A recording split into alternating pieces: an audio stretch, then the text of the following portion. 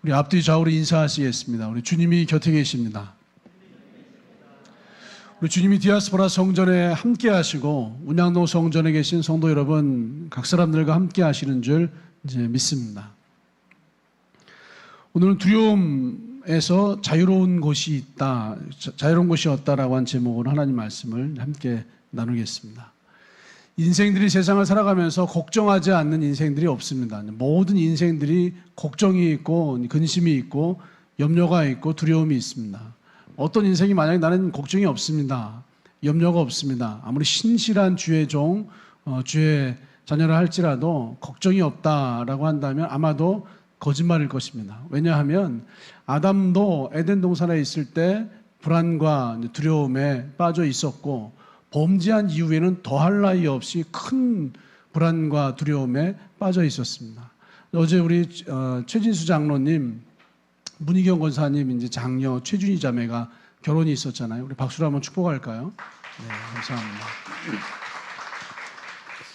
우리도 원로 목사님이 너무 오랜 투병 가운데 정말 고생하시다가 오늘 성전에 나오셔서 성전 예배를 드리고 있습니다. 우리 원로 목사님 축복하며 격려하며 박수하겠습니다. 감사합니다. 어제 이제 결혼식을 해서 이제 딸을 떠나 보냈잖아요. 말 그대로 딸을 이제 보냈잖아요. 그러면 이제 훌훌 털어버리시고 자유하시면 참 좋을 텐데, 그래도 이제 엄마 아빠 권사님 장로님의 마음 안에는 딸에 대한 걱정이 있어요. 가서 잘 살까? 나 시댁 이제 가족들과 함께 잘 지낼 수 있을까? 아유, 맨날 해주는 밥이나 먹었지 밥이나 제대로 할 줄 알까? 뭐 이런 참 다양한 걱정들이 있습니다. 또 이제 결혼을 하고 시간이 지나면 아유, 자녀가 빨리 이제 생겨야 될 텐데, 출산을 해야 될 텐데, 또 자녀가 태어나면 이 아이가 병치레하지 말아야 될 텐데, 잘 자라야 할 텐데, 뭐 하나에서 열까지 뭐 걱정이 아닌 게 없어요. 다 걱정이고, 다 염려이고, 다 불안이고, 다 이제 근심이 되고, 어떤 경우에는 큰 두려움에 빠지기도 합니다. 인생들이 다 그래요. 아이들이 좀 커서 좀 장성해서 이제 뭐 중학생, 고등학생이 되면 시험 때마다 엄마 아빠 걱정이에요. 대학 들어갈 때가 되면 또 걱정이에요. 대학에 한번 떨어져 보세요. 그 집안의 근심과 어두움이 뭐 이루 말할 수가 없어요. 뭐 재수를 하고 삼수를 하고 한 4수까지 한다고 생각을 해보세요. 참 마음의 참담함이죠. 저희 형님이 이제 4수를 했어요. 그리고 5수를 해서 이제 대학을 갔어요. 참 4수하는 그 부모의 심정 누가 말하겠어요? 누가 알겠어요? 이렇게 부모는 자식을 바라볼 때 근심과 걱정과 염려가 있고 불안이 있습니다. 뿐만 아니에요, 여러분. 개인의 인생에도 건강에 대한 염려가 있고, 건강에 대한 불안이 있고, 직장에 대한 염려가 있고, 직장에 대한 불안이 있습니다. 코로나19 시대에 코로나 혹시 감염되면 어쩔까, 확진되면 어쩔까, 여기에 대한 온갖 걱정과 염려와 불안이 참 많은 사람들의 마음 가운데 있습니다. 한반도에 전쟁 나면 어떻게 할까에 대한 전쟁에 대한 두려움, 전쟁에 대한 불안도 있어요. 옛날에 이 프로야구 경기를 보고 있었어요. 갑자기 이것은 뭐 실제 상황입니다 하면서 이웅평 씨가 미국 29기를 타고서 이 월남을 이제 했어요. 그때 미국 29기가 이제 창공을 날아가고 방송 잡고 우리 공군기가 같이 뜨고 이걸 보면서 전쟁 나는 줄 알았어요. 그래서 프로야구가 중간에 중단이 되고 그걸 보고 있던 저희 모든 형제들이요. 저희 집 지하실이 있었거든요. 지하실 내려가서 숨어 있었어요. 사촌 누나는 자동차로 1시간 반 거리가 집이었었는데 자기는 엄마 아빠 찾아가겠다고 집으로 걸어갔어요. 진짜 난리도 아니었어요. 전쟁 나는 줄 알았어요. 이 한반도가 지금도 전쟁에 대한 불안을 가지고 있는 사람들이 참 많이 있습니다. 이렇게 우리가 가지고 있는 불안, 염려, 두려움에 대해서 이야기를 하기 시작하면 1시간을 해도 하루 종일 해도 모자라요. 모든 인생이 불안 가운데 있습니다.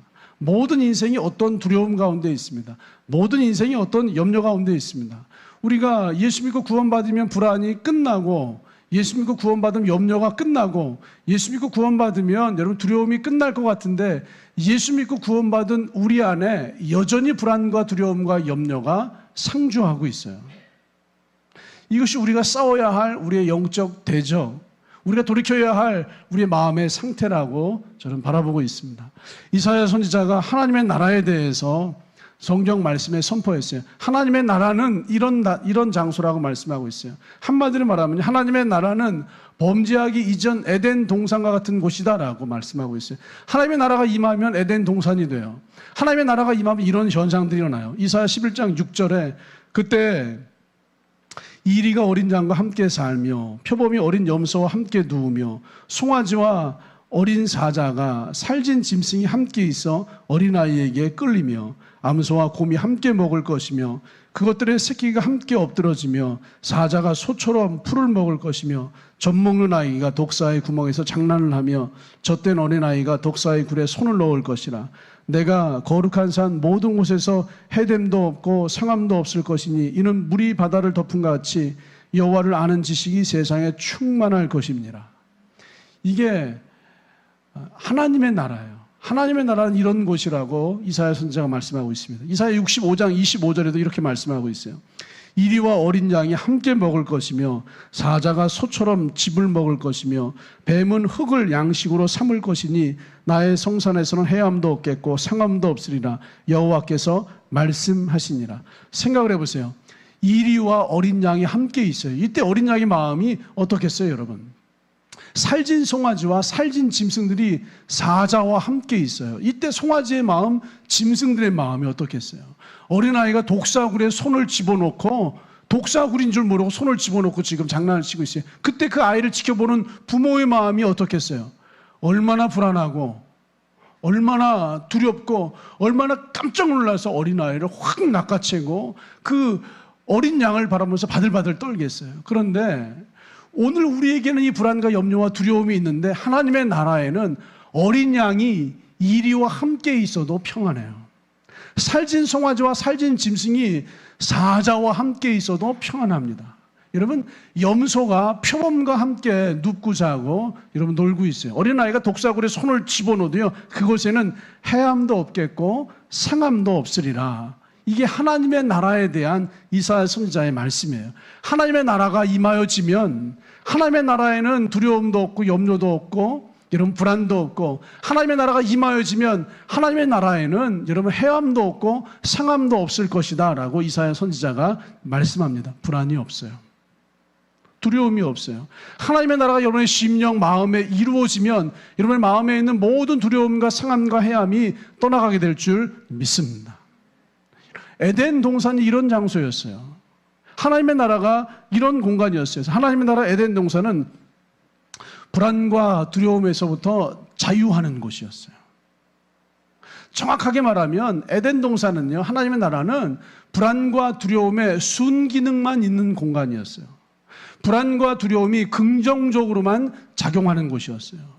우리가 범죄하기 이전 아담과 하와에게도 불안과 두려움이 있었습니다. 근데 이때의 불안과 두려움은 굉장히 긍정적이었어요. 이때의 불안과 두려움은 굉장히 순기능을 감당하고 있었습니다. 동산 모든 나무 실과는 먹어도 좋지만 동산 중앙에 있는 선악을 알게 하는 나무 열매는 먹지 말아라. 이걸 먹으면 어떻게 한다고요? 반드시 죽으리라. 하나님 말씀하셨어요. 너 이거 먹으면 죽어. 너 이거 먹으면 반드시 죽어. 하나님이 이렇게 말씀하셨어요. 그때 아담과 하와가 느꼈을 감정은 불안이에요. 두려움. 이걸 먹으면 죽는데. 근데 이때의 두려움은요, 긍정적인 기능을 했어요. 이때의 두려움은요, 순기능을 했어요. 이걸 먹으면 안 되는데 먹지 마. 이 정도예요, 여러분. 우리 아이들이요, 어떤 약간의 불안이 순기능을 할 때가 있어요. 약간의 두려움이 여러분 긍정적인 기능을 할 때가 있어요. 시험 공부 안 하면 이번 시험 큰일 나겠는데?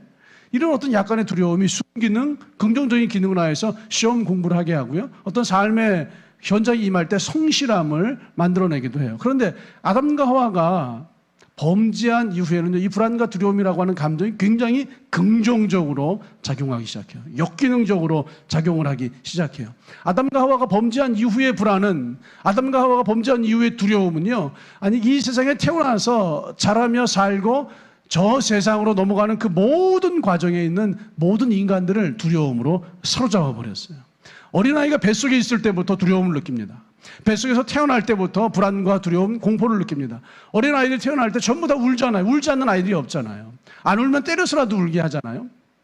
아이들이 태어날 때 왜 우는지에 대해서 학자들이 이야기하는 건요, 아이들은 이 세상에서 가장 안전하고 가장 행복하고 가장 좋은 공간을 엄마의 이제 자궁, 엄마의 뱃속이라고 생각을 해요. 그래서 어린아이가 엄마의 자궁, 엄마의 뱃속에서 세상 바깥으로 밀려나가는 것을 내가 죽는다라고 하는 감정으로 느낀다는 거예요. 내가 죽는다. 나 죽으면 안 돼. 여기서 밀려나가는 것이 큰 두려움이에요. 그래서 그 두려움에서 이기려고, 죽지 않으려고 아이는 안 나가려고 하고요. 엄마는 더 넓은 세상으로, 더 좋은 세상을 선물해 주기 위해서 아이를 끄집어 내려고 하는 거죠.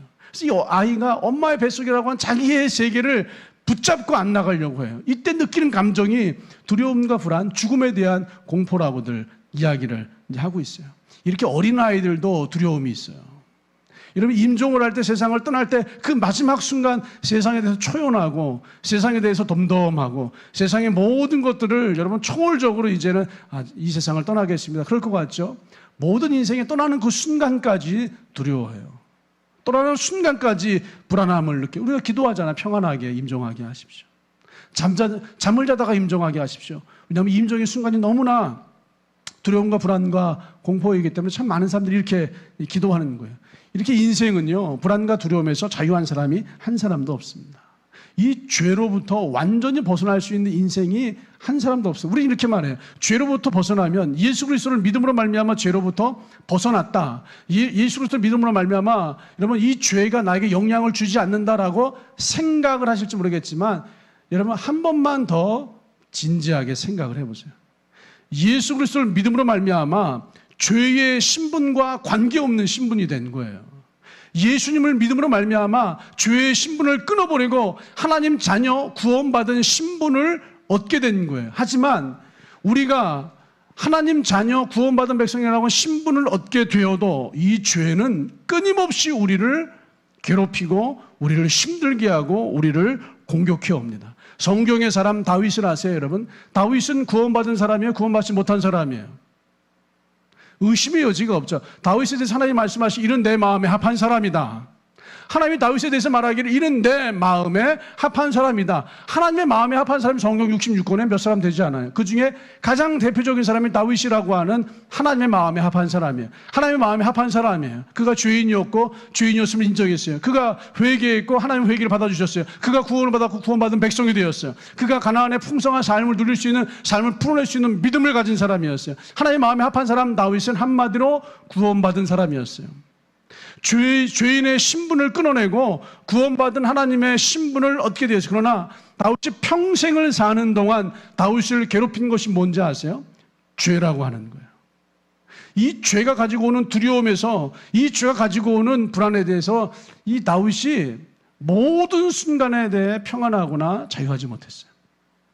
여러분, 다윗이 시편 3편, 이제 본격적인 시편의 이야기가 시작되자마자 다윗이 압살롬을 피하면서부터 지은 시 아니에요. 내가 두려워하지 아니하리로다. 다윗이 이렇게 기도해요. 주님, 내가 두려워하지 아니하리로다. 다윗이 두려움이 없었던 것이 아니라 두려워하지 아니하리로다. 이 말의 의미는 뭐냐면 내 안에 두려움이 가득하지만 주님으로 말미암아 두려워하지 않겠습니다. 이 내 안에 있는 두려움과 주님으로 말미암아 두려워하지 않겠다라고 하는 주님의 은혜와의 선한 싸움이 다윗 가운데 일어나고 있다고요. 다윗이 그 마음의 심령에 두려움이, 불안이, 염려가 있었다고요. 그 아들 압살롬이 아버지 다윗을 죽이려고 할 때의 그 참담한 불안과 두려움이 다윗 마음 안에 있었다고요. 다윗이 인생에서 가장 가리고 싶은 것, 한 가지 사건을 꼽으라고 한다면 여러분 뭐가 떠오르세요, 여러분? 다윗의 모든 인생에서 완전히 가리고 지우고 숨기고 싶은 것 한 가지가 있다면 여러분 뭘 생각하시겠어요? 다윗의 밧세바 아니겠어요? 다윗은 밧세바를 여러분 힘들어했어요.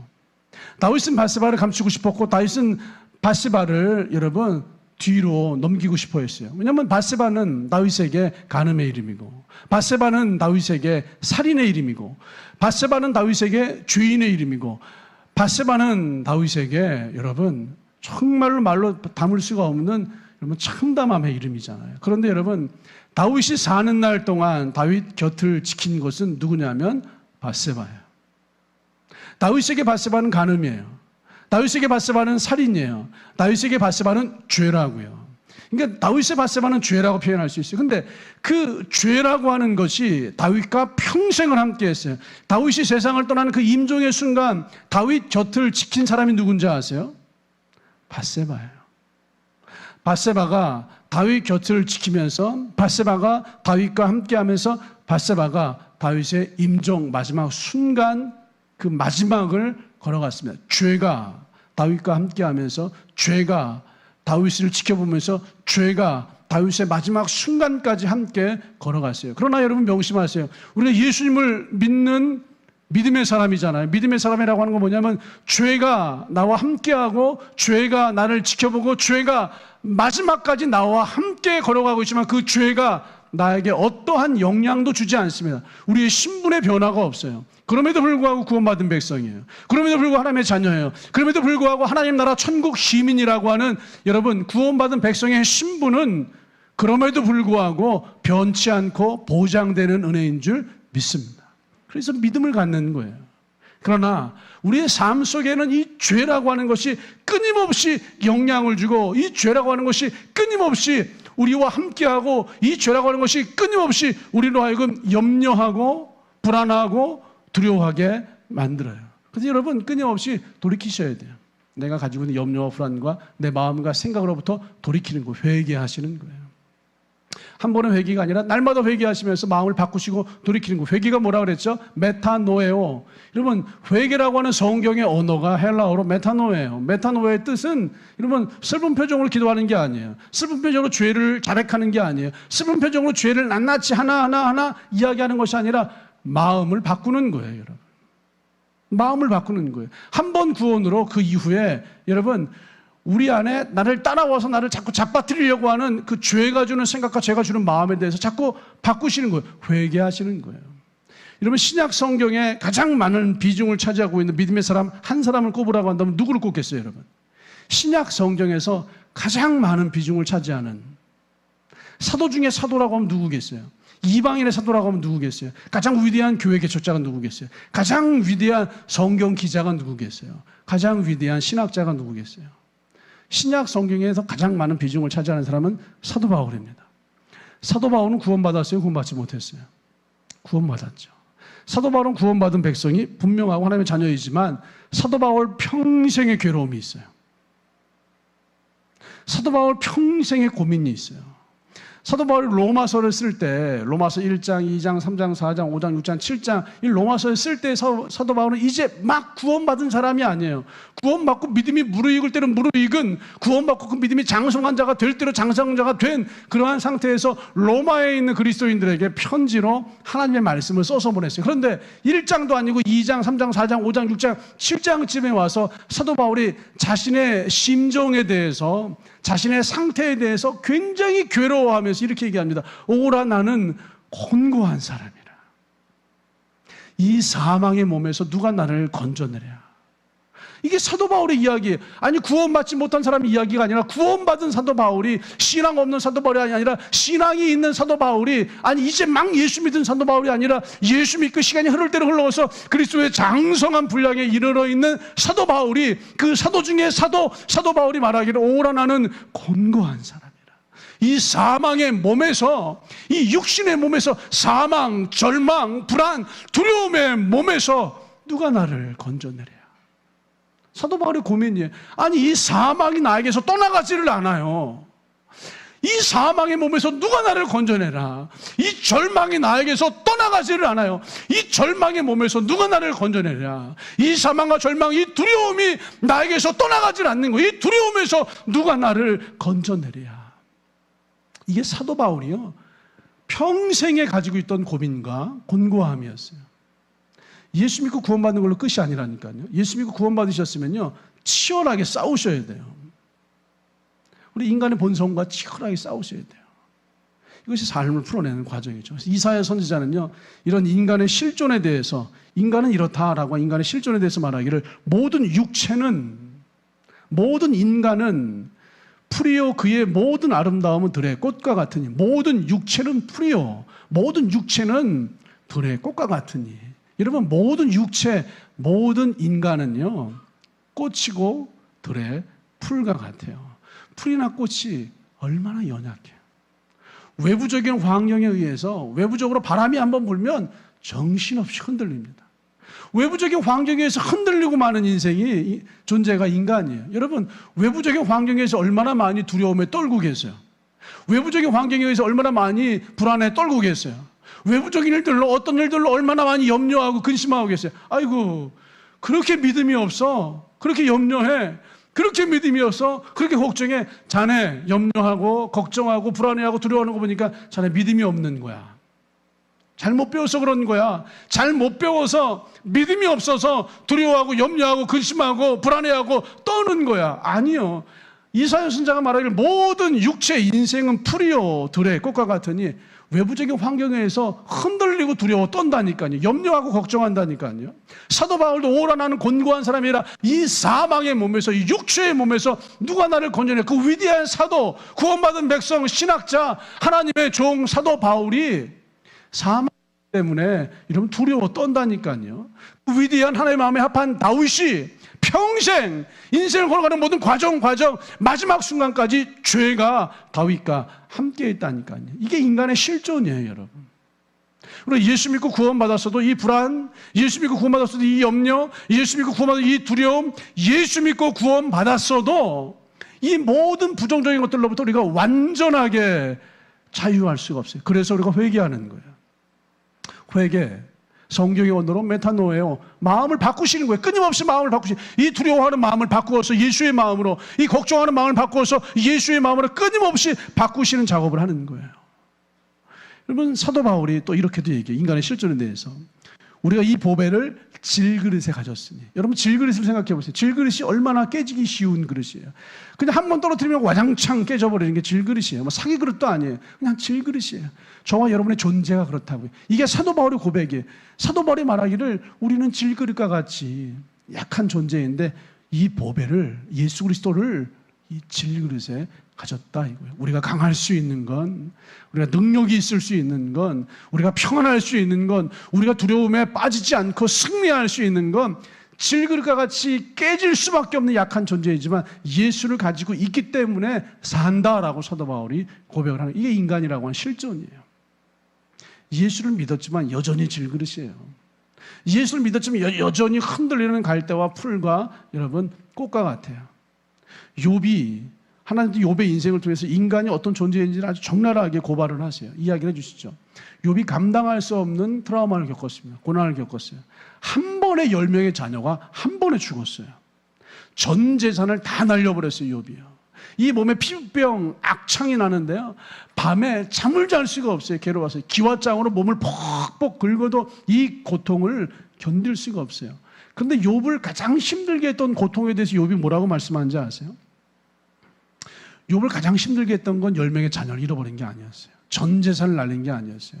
몸에 있는 악창과 피부병이 아니었어요. 욥을 가장 힘들게 했던 것에 대해서 욥이요, 하나님의 긴 침묵, 하나님과의 관계의 단절에 대해서 욥이 두려워했다라고 표현을 해요. 여러분, 하나님께서 악창이 있는데도 아무 말씀하지 않으시고 침묵하시는 거예요. 아무 말씀 안 하세요. 이렇다 저렇다 말씀해 주시면 얼마나 좋겠어요. 그런데 하나님께서 나의 자녀 10명을 다 잃어버렸는데 아무 말씀을 안 하세요. 전 재산을 날렸는데 여기에 대해서 아무 말씀을 안 하세요. 악창으로 피부병으로 괴로워하고 있는데 이에 대해서 하나님께서 아무런 말씀 안 하세요. 혹시 하나님과 내가 관계가 끊어진 것은 아닐까? 하나님의 긴 침묵으로 말미암아 자신이 하나님에게서 분리되었음으로 인하여서 욥이 굉장히 두려워해요. 25절에요. 욥기 이제 3장 25절에 이렇게 말씀하고 있어요. 내가 두려워하는 그것이 내게 임하고 내가 무서워하는 그것이 내 몸에 미쳤구나.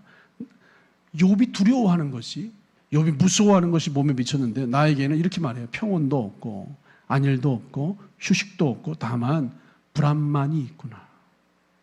하나님과 분리되어지면요, 하나님의 긴 침묵 속에 빠지면요, 나는 평온도 없고 안일도 없고 휴식도 없고 불안만이 있구나.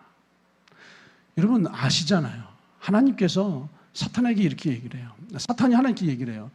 욥이 하나님 주신 은혜가 많고 가진 게 많으니까 주님을 저렇게 잘 섬기는 거지. 가진 걸 다 빼앗아 보십시오. 욥이 하나님을 배신할 겁니다. 하나님이 이렇게 말씀하시지. 아니요. 욥은 절대 그렇지 않아. 욥은 가진 걸 다 뺏어도 나를 믿는 마음, 그 마음 변치를 않아. 욥의 생명 건드리지 말고 네가 얼마든지 해봐라. 이렇게 하나님께서 사단에게 허락할 만큼의 사람이라면 욥이 믿음이 있는 사람이에요? 믿음이 없는 사람이에요? 믿음이 있는 사람이죠. 그것도 보통 믿음의 사람이 아니에요. 구원받은 백성이에요. 큰 믿음의 사람이에요.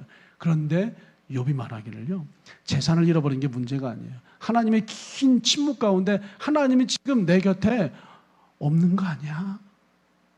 라고 하는 의심하는 마음이 들었다니까요. 이런 마음이 들 때 욥이 말하기를 내 마음에는 평온도 없고 안일도 없고 휴식도 없고 다만 뭐만 있다고요? 불안만 있구나. 이게 인간의 실존이에요. 욥을 얘기하는 게 아니라 욥의 고백을 통해서 인간의 실존을 주님께서 우리에게 말씀해 주는 거예요. 여러분의 마음에서 하나님이 빠져버리면 인간에게는 불안만 남습니다. 여러분 마음에서 하나님이 빠져버리면 인간에게는 두려움만 남습니다. 여러분의 마음에서 하나님이 빠져버리면 인간에게는 염려와 걱정만 남아요. 여러분의 마음이 하나님과 분리되어지는 순간 우리에게 남는 건 불안밖에 없어요. 여러분의 마음이 하나님과 분리되어지는 순간 우리에게 남는 건 두려움, 염려밖에 없어요. 그러나 반대로 우리의 마음이 하나님과 연결되어지고 하나가 되는 순간 우리는 두려워할 것도 염려할 것도 불안해할 것도 아무것도 없게 됩니다. 생각을 해보세요. 우리가 하나님과 연결되는 순간 하나님 어떤 일을 하셨는지. 하나님께서 홍해를 갈라버리시잖아요. 홍해 앞에 선 이스라엘 백성이 얼마나 두려워하고 얼마나 염려합니까? 그때 이스라엘 백성들이 하나님과 연결되는 순간 하나님이 홍해를 가르시잖아요. 여러분 큰 폭풍 풍랑 앞에서 제자들이 얼마나 염려하고 두려워하고 벌벌 떱니까? 그때 예수님과 제자들이 연결되는 순간 주님이 바다를 잠잠하게 하시잖아요. 여러분 5,000명 장로들이 모여서 끼니를 채우지 못하고 힘들어하고 어려워하는 그 순간 빌립과 제자들이 얼마나 염려합니까? 그때 예수님께서 소년의 도시락 5병여로 장정마 5,000명을 먹이고도 남기시잖아요. 우리 마음 안에 우리 마음이 하나님과 분리가 되어지면 우리 마음에 남는 건 욥의 고백처럼 불안만 있구나예요. 우리 마음이 하나님과 분리되어지면 욥의 고백처럼 두려움만 있구나예요. 우리의 마음이 하나님과 분리되어지면 우리의 마음에는요 염려, 걱정, 절망 이런 것만 남게 됩니다. 하지만 우리의 마음이 하나님과 연결되어지는 순간 하나님이 일하시는 걸요.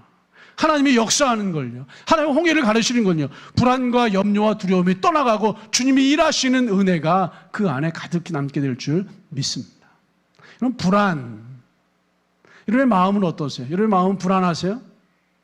여러분의 마음은 어떠세요? 여러분의 마음에 두려움이 있으세요? 여러분의 마음은 어떠세요? 여러분의 마음에 평강이 있으세요? 불안이라고 하는 단어를 잘 생각해 보세요. 한자로요. 안일불자에 편안한 안자를 써요. 안일불자예요. 이거 뭔가가 없어요. 편안한 안이. 편안함이 없어요. 편안함이 없으면 불안한 건데 이 편안한 안자를 어떻게 한자로 쓰냐면요. 집 안에 여자가 이렇게 딱 있어요.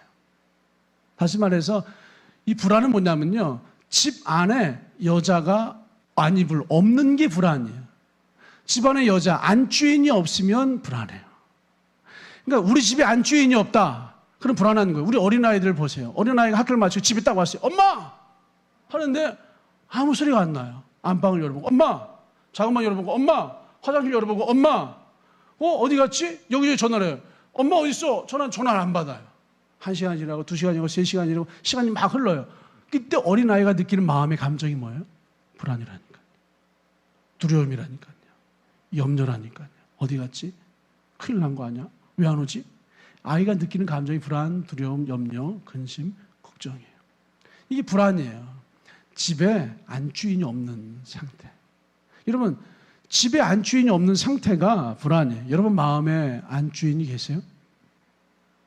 여러분의 마음에 주인이 계세요? 이런 마음에 주인이 계시면 평안하고 안전한 상태가 되지만 이런 마음 안에 주인이 없으면 불안한 상태, 여러분 두려워하는 상태, 걱정하는 상태가 되는 거예요. 에덴 동산은요, 하나님이 주인으로 머물러 계셨어요. 그런데 그래서 에덴 동산은 두려움이 없는 곳이었어요. 하나님이 주인으로 머물러 계신 그 공간은 두려움이 없는 곳이었어요.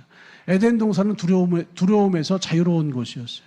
에덴 동산 하나님이 주인으로 계셨기 때문에 불안으로부터 자유로운 곳이었어요. 하나님이 주인이 되시는 그 공간은 두려움에서 자유하는 장소가 됩니다. 하나님이 주인이 되시는 그 공간은 불안과 염려에서 자유하는 장소가 됩니다. 여러분의 마음은 어떠세요? 여러분의 마음 평안하세요? 아니면 지금 여러분의 마음 두려움과 불안과 염려가 있으세요? 여러분의 마음에 지금 안주인이 누구예요, 여러분? 여러분 마음의 주인이 누구예요? 여러분의 마음에 안주인이 있기는 있으세요? 마음에 주인이 있어야 돼요. 우리 마음을 지키는 안주인이 없으면 불안에 빠지는 거예요. 에덴 동산을 지키는 주인으로서의 하나님이 계셨기 때문에 두려움으로부터 자유할 수가 있는 거예요. 이런 마음의 주인을 세우시기를 주님의 이름으로 축복합니다. 창세기 3장 7절에 이렇게 말씀하고 있어요. 그들의 눈이 밝아져 자기들이 벗은 줄을 알고 무화과 나뭇잎을 엮고 치마로 삼았더니, 아담과 하와가요, 자기들이 벗은 줄을 알고, 이게 뭐예요? 자신들이 벗은 줄을 알고, 범죄한 이후에 아담과 하와가 자신들이 벗은 줄을 알고 불안을 느끼기 시작했어요. 3장 10절에는요. 이르되 내가 동산에서 하나님의 소리를 듣고 내가 벗었으므로 두려워하여 숨었나이다. 자기들이 벗었으므로 두려움을 느껴서 숨기 시작했어요. 아담과 하와가 범죄했어요. 그 범죄로 아담과 하와의 마음이 하나님과 분리가 되어졌잖아요. 하나님과 분리가 되어지는 순간 여러분 불안을 느끼기 시작했고, 하나님과 분리가 되는 순간 두려움을 느끼고 두려움으로 말미암아 숨기 시작했어요. 여러분의 마음이 지금 하나님과 연결이 잘 되어 계세요? 여러분 지난 일주일간의 삶을 하나님과 잘 연결되어서 한 걸음 한 걸음 주님의 이끄심을 따라서 사셨어요? 아니면 내 마음으로, 내 뜻으로, 내 생각으로 아무 생각 없이 그냥 인생을 살아오셨어요? 그냥 내가 인생을 살잖아요. 여러분 주인이 없는 상태, 예수님이 없는 상태가 되어져 버리면 불안과 두려움이 내 안에 가득해요. 날마다 예수님을 생각하셔야 돼요. 날마다 예수님을 묵상하셔야 돼요. 그 예수님이 나와 연결된 상태가 될 수 있도록 예수님에 관한 것들을 더 많이 단단히 붙잡아 주셔야 돼요. 그러면 예수님이 내 마음의 안주인이 되어서요, 나의 삶을 세우시고 이끌어가기 시작하는 줄 믿습니다. 오래전에 어떤 성도들을 봤어요. 어떤 성도를 봤더니요, 마음의 주인이 없어요. 마음의 주인이 있으셔야 돼요. 이런 마음의 주인이 있으세요? 그래서 어떤 성도에게 하나님 말씀으로 잘 권면을 해요. 말씀을 비추어주고 말씀을 잘 권면해주면 아멘, 아멘, 아멘, 은혜 받았습니다. 예, 목사님 감사합니다 하고 돌아가요. 월요일날 누군가를 만나요. 마음이 확 뒤집어져요. 화요일날 누군가를 만나요. 마음이 확 뒤집어져요. 또 수요일날 교회에 나와서 하나님 말씀을 잘 들어요. 아멘, 아멘, 아멘. 또 마음이 잘 세워져요. 목요일날 또 어떤 사람을 만나요. 마음이 확 뒤집어져요. 금요일날 어떤 사람을 만나요. 확 뒤집어요. 사람을 만날 때마다 마음이 흔들리고 뒤집어지고 마음에 영향을 받아요. 이 상태가 마음의 주인이 없는 상태예요. 마음의 주인이 있잖아요. 사람을 만나도 안 뒤집어져요. 사람 만날 때마다 마음이 뒤집어진다면 마음의 주인이 없는 거예요, 여러분. 그런데 마음의 주인이 누구죠? 우리 마음에 안주인이 있으면 불안하지 않아요. 우리 마음에 안주인이 있으면 두려워하지 않아요. 우리 마음에 안주인이 있으면 흔들리지 않습니다. 우리 마음의 안주인 예수님이 우리의 마음을 딱 지키고 있으면 예수님을 향하고 예수님을 바라보는 그 마음이 뒤집어지지 않습니다. 그런데 예수님에 관한 말씀을 듣고 하나님에 관한 말씀을 듣고서 주일날 예배하고 월요일날 세상에 딱 나가서 사람을 만났더니 사람을 만나자마자 영향을 받아서 흔들려서 마음이 뒤집어져 버려요. 마음에 주인이 없는 거예요. 뒤집어지면 뭐 하죠? 뒤집어지면 어떤 상황에 대해서 주님이 주신 마음이 뒤집어지면 불안과 염려가 일어나기 시작해요. 예수님이 주신 어떤 마음에 대해서 뒤집어지면 걱정과 두려움이 시작해요. 여러분 예배당에서 예배할 때 여러분 주님의 말씀을 들으시잖아요. 주님의 말씀으로 비추임을 받으시잖아요. 주님의 말씀으로 비추고 주의 말씀을 들어주면 이 마음 안에 그 말씀이 주는 소망이 생겨요. 말씀이 주는 은혜가 생겨요. 말씀이 주는 능력이 생겨요. 말씀이 주는 힘이 생겨서 주님 주신 말씀 의지에서 세상을 감당하겠습니다. 주님 주신 말씀 의지에서 이 세상을 살아가겠습니다라고 소망 가운데 세상을 나갔잖아요. 그런데 마음의 주인이 없으면, 마음을 지키는 안주인이 없으면 사람 만날 때 확 뒤집어져요. 정말로 이렇게 해야 되는 거 아니야? 정말로 이렇게 해야 되는 거 아니야? 뒤집어지고 자꾸 세상으로 가게 돼요. 여러분 이렇게 주님과 점점 분리되어지고 멀어지면 멀어질수록 뒤집어지고 이렇게 해야 되는 거 아니야 할수록 이 마음에 불안과 염려와 두려움이 일어나요. 이때 어떻게 하죠? 우리 이미 하나님을 믿는, 예수를 믿는 구원받은 백성이니까 가만히 있나요? 이 자체가 나의 삶을 흔들고 이끌어가려고 하는 어둠의 세력이에요. 죽을 때까지 다윗을 떠나지 아니했던 이 죄는요, 끊임없이 다윗을 향하여서 영향을 주면서 다윗의 마음을 뒤집으려고 한단 말이에요. 지금 우리가 그리스도의 장성한 분량이 이르지 못하여서 뒤집어지고 여기까지 왔어요. 그럼 뭐 하죠? 회개하시면 돼요. 회개는 여러분 슬픈 표정으로 여러분 죄를 이야기하는 게 아니에요. 회개, 성경의 언어 회개 메타노에 뭐라고요? 마음을 바꾸다. 하나님의 말씀으로 딱 세워졌어요. 근데 이게 뒤집어지고 사람의 마음으로 불안과 염려와 두려움에 빠져버렸어요. 그럼 어떻게 하죠? 회개하세요. 다시 마음을 뒤집으세요, 여러분. 예수님에게로 마음을 뒤집으세요. 다시 마음을 바꾸세요. 예수님에게로 마음을 바꾸세요. 중간에 이야기를 좀 건너뛰고요. 우리 사무엘상 16장에 보면 이런 말씀이 있어요. 내가 사울을 버려 이스라엘 왕이 되지 못하게 하였거늘 내가 그를 위하여 언제까지 슬퍼하겠느냐. 내가 사울을 버려 이스라엘 왕이 되지 못하게 하였거늘 내가 그를 위하여 언제까지 슬퍼하겠느냐. 이게 하나님께서 사무엘 선지자에게 주신 말씀이에요. 하나님의 말씀은 하나님 내가 이미 사울을 버렸다. 하나님은 사울을 버리셨어요. 하나님은 그 마음에서 사울을 패하셨어요. 하나님은 그 마음에서 사울을 지우셨어요. 하나님은 그 마음에서 사울을 저주하셨어요. 하나님은 그 마음에서 사울 왕을 완전히 버렸어요. 하나님이 버렸으면 나도 버려야죠. 하나님이 패하셨으면 나도 패해야죠. 하나님이 지우셨으면 나도 지워요. 그런데 그 위대한 선지자 사무엘은 그 마음에서 사울을 버릴 수가 없었어요. 사무엘이 우리가 믿음의 사람인 건 다 아시잖아요. 사무엘이 구원받은 사람인 건 다 아시잖아요. 그런데 하나님과 다른 마음을 가지고 있어요. 하나님은 버렸는데 사울은 못 버리고 있어요. 하나님은 지웠는데 사무엘은 못 지우고 있어요. 하나님은 패시켰는데 사무엘은 패하지 못하고 있어요. 하나님은 사울 왕을 저주하셨는데 사무엘은 사울 왕에 대한 미련이 남아있어요. 얼마나 준수하고 키가 크고 실력이 있고 출중하고 이스라엘의 초대 왕, 초대 대통령이 되어서 이 나라를 잘 이끌어왔는데 어떻게 사울 왕을 버립니까? 사울 왕이 가능성이 있고 사울 왕이 소망이 있고 그래서 하나님이 말씀하시는 거예요. 나는 이미 사울을 버려 이스라엘 왕이 되지 못하게 하였거늘 너는 그를 위하여 언제까지 슬퍼하겠느냐. 너는 그를 위하여 언제까지 그를 버리지 못하겠느냐. 버리셔야 돼요, 여러분. 여러분, 버리셔야 돼요. 하나님이 내 마음의 주인이 되신다면요, 하나님이 아닌 다른 건 다 버리셔야 돼요. 사울 왕, 나라고 하는 것을 버리셔야 돼요. 하나님이 이미 나를 버리셨어요. 하나님이 이미 나를 지우셨어요. 하나님이 이미 나를 패하셨어요. 근데 아직도 사울을 붙잡고 있어요. 아직도 나를 붙잡고 있어요. 아직도 나라고 하는 육체를 붙잡고 있어요. 아직도 나라고 하는 이 사망의 몸을 붙잡고 있어요. 아직도 나를 내 마음의 안주인으로 세워서 내 방식으로 계속 살아가려고 해요. 여러분, 내 마음의 안주인은 유일한 분 예수 그리스도 한 분뿐인 줄 믿습니다. 여러분의 마음이 어디로 가고 있어요? 여러분 마음에 세워져 있는 안주인이 누구예요, 여러분? 예수님 여러분의 안주인 되시기를 주님의 이름으로 축복합니다. 애굽 소년이요, 아말렉을 섬기고 있었어요. 애굽 소년이 마음의 주인으로 아말렉을 섬기고 있어요. 아말렉이 애굽 소년의 마음의 주인이었어요. 어느 날 애굽 소년이 병들어 죽게 되니까 아말렉이요, 애굽 소년을 버리고 떠나버렸어요. 생각을 해보세요. 한평생 내 마음의 주인으로 아말렉을 모시고 섬기고 있었는데 아말렉이 내가 병들었다고 나를 버리고 떠날 때 애굽 소년의 감정을 한번 생각해 보세요. 애굽 소년의 마음이 얼마나 괴로웠겠어요. 내 평생 내 전심을 다해서 이 아말렉을 나의 주인으로 섬겼는데 내가 병들었다고 나를 버리고 떠나.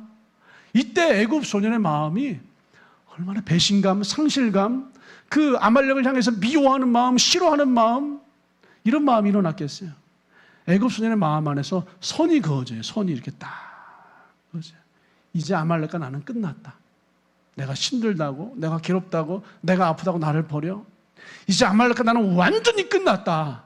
그래서 이 마음의 주인 아말렉을요 완전히 버려버려요. 그리고 애굽 소년이 새로운 주인 다윗을 찾아갑니다. 다윗이 애굽 소년의 새로운 주인이 되자 다윗은 애굽 소년을 치료해 주고요, 먹을 양식을 주고 입을 옷을 주고 애굽 소년이 다윗의 가까운 자리에서 함께 식사할 수 있는 은혜를 주었어요. 마음에서 완전히 내 안에 있는 그 가짜 안주인, 속임수 안주인, 나라고 하는 그 안주인이 끝나야 돼요, 여러분. 내 안에서 내가 완전히 끝나는 게 이게 진짜 회개예요. 진짜 회개는요, 뒤집는 거예요. 근데 사도 바울이 얘기하는 나는 날마다 복종한다라고 하죠. 날마다 뒤집는 거, 날마다 뒤집고. 이러면 그 위대한 믿음의 사람, 위대한 구원받은 사람, 그 위대한 사도 중에 사도 바울도 나는 날마다 죽노라. 나는 날마다 복종하노라. 나는 날마다 메타노에오 내 마음을 바꾸노라. 이렇게 로마서에서 고백을 하고 있잖아요. 그 위대한 믿음의 사람도 날마다 죽습니다. 날마다 마음을 바꿉니다. 날마다 회개합니다. 나라고 하는 내 마음의 안주인에게 손을 딱 그으시고 예수님 안에 속하여서 예수님을 내 마음의 안주인으로 모실 때에야 우리는 모든 두려움으로부터 자유할 수가 있게 돼요. 예수님이 주인이 되시는 그 장소에는요, 두려움과 불안과 염려가 없습니다. 지금 저와 여러분이 살아가는 인생 가운데 불안이 있는 게 지극히 당연한 일이에요. 다윗도 그랬고요, 바울도 그랬고요, 여러분 욥도 그랬고요. 모든 믿음의 사람들이 불안과 두려움, 염려와 근심, 걱정을 가지고 있었어요. 그래서 그들이 한 일은 날마다 나는 죽노라 회개했어요. 그리스도 예수 안에 머물기를 작정했어요. 에베소 2장 4절 말씀 제가 한번 읽어드리겠습니다. 에베소 2장 4절에 긍휼이 풍성하신 하나님이 우리를 사랑하신 그 큰 사랑을 인하여 허물로 죽은 우리를 그리스도와 함께 살리셨고, 이렇게 써 있습니다. 너희는 은혜로 구원을 받은 것이니라. 은혜로 구원을 받았어요. 그러나 이 믿음의 세계가 여기서 끝나지 않습니다. 은혜로 구원을 받은 것이라. 구원받은 다음에 또 함께 일으키사. 구원을 받아, 은혜로 구원을 받은 것이다. 끝나잖아요. 또 함께 일으키사 그리스도 예수 안에서 함께 하늘에 앉히시니 이는 그리스도 예수 안에서 우리에게 자비하심으로 그 은혜의 지극히 풍성함을 여러 세대에 나타내려 하십니다. 여러분, 은혜로 구원받은 여러분을 통하여서 예수님의 은혜의 풍성함을 여러 세대, 여러 사람들에게 나타내기를 원하십니다. 여러분을 통해서 예수님의 은혜의 풍성함을 여러 세대와 사람들에게 나타나기를 원하십니다. 여러분의 삶을 통해서, 여러분의 인생을 통해서, 다시 말해서 은혜로 구원받은 우리 백성들에게 우리가 삶을 풀어내고 인생을 풀어내고 여러 사람들, 여러 세대 앞에서 세워져야 될 그 인생을 풀어내는 믿음이 필요함을 이야기하는 것. 그리스도 예수 안에서 풀어내는 그 믿음. 10절은요, 우리는 그가 만드신 바라 그리스도 예수 안에서 선한 일을 위하여 지으심을 받은 자니. 우리는 구원을 받았고 은혜로 구원을 받았지만 그걸로 끝나지 않습니다. 또 그리스도 예수 안에서 선한 일, 선한 삶, 선한 생활을 위하여 지으심을 받은 자이다 라고 주님께서 정확하게 말씀을 하고 이제 계세요. 여러분, 지금 우리 인생을 살면서 걱정거리들이 있으시죠. 염려거리들이 있으시고 불안과 두려움이 있으시고, 이걸 총체적으로 묶으면 죄라고 하는 이 죄 가운데 영향을 받고 있는 부분들이 있으시죠. 그래서 사도 바울도 다윗도 욥도 신앙, 성령 속에 있는 참 많은 신앙의 사람들도 날마다 마음을 바꾸는 회개의 길을 걸어갔어요. 그때 주님은 우리에게 두려워하는 마음이 아니라 오직 능력과 사랑과 절제하는 마음을 선물로 허락해 주셨습니다. 하나님이 우리에게 주신 것은 두려워하는 마음이 아니요 오직 능력과 사랑과 절제하는 마음이니 라고 주님께서 정확하게 우리에게 말씀하고 계세요. 여러분, 그리스도 예수 안에 거하시고 그 그리스도 예수 안에 거하심으로 말미암아 예수님을 여러분의 마음의 안주인으로 모시게 되기를 주님의 이름으로 축복합니다. 예수님을 여러분의 안주인으로 모실 때 여러분, 나라고 하는 주인을 여러분 바깥으로 내쫓으시고 예수님을 주인으로 모시는 삶 가운데 오직 능력과 사랑과 절제와 두려워하는 마음이 아니라 평강으로 여러분의 심령이 주장되시기를 우리 주님의 이름으로 축복합니다. 아멘.